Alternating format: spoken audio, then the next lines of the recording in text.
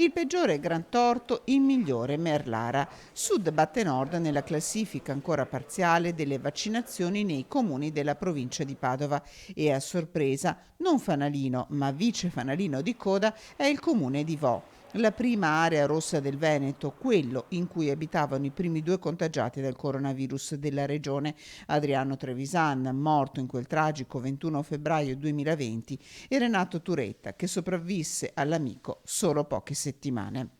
Nel complesso, però, la provincia di Padova supera mediamente l'80% di copertura vaccinale per la popolazione over 12. Bene il comune capoluogo, Padova, bene anche Albignasego, tra i comuni con più di 15.000 abitanti.